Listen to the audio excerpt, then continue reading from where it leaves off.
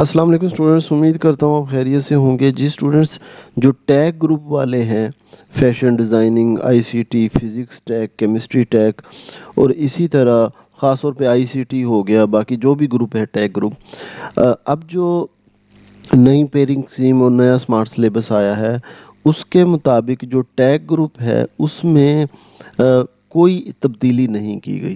اب اس میں ایک فائدہ ٹیک گروپ کا یہ ہو گیا، کیونکہ پہلے جو ٹیک گروپ کا یہ تھا کہ سر دیکھیں، جو جیسے کمپیوٹر گروپ ہے، اب کمپیوٹر گروپ کے تو پہلے ہی اسمارٹ سلیبس بہت زیادہ ہو گیا، اور پھر ان کے تو ایکسرسائز سے آ رہے ہیں، لیکن ہمارے تو مطلب اسمارٹ نہیں ہوا سلیبس۔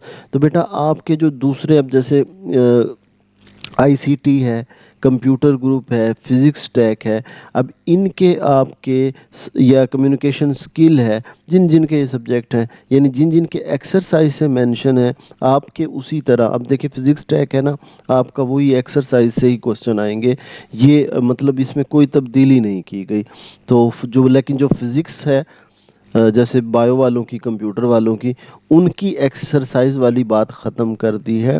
آپ کو یہ ایک ایج مل گیا کہ آپ کی جو ہے اسی سے ہوگی، مطلب جیسے اب کمپیوٹر ٹیک ہے، آپ کا یہ دیکھیں ایکسرسائز سے ہی ہوگا، ٹھیک ہے۔ تو جو شارٹ کوسچن ہوں گے، جو لانگ کوسچن ہوں گے، وہ آپ کے ایکسرسائز سے ہی ہوں گے۔ آپ کی سکیم ابھی انہوں نے کوئی تبدیل نہیں کی، اور مجھے نہیں لگتا کہ اب وہ کریں گے۔ اور آئی سی ٹی کا بھی میں آپ کو دکھا دیتا ہوں۔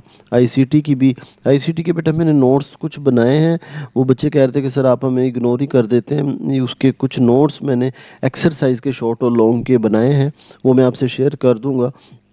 تو میں ویسے الگ سے اس کی ویڈیو بھی بناؤں گا ابھی پیرنگ سکیم کی۔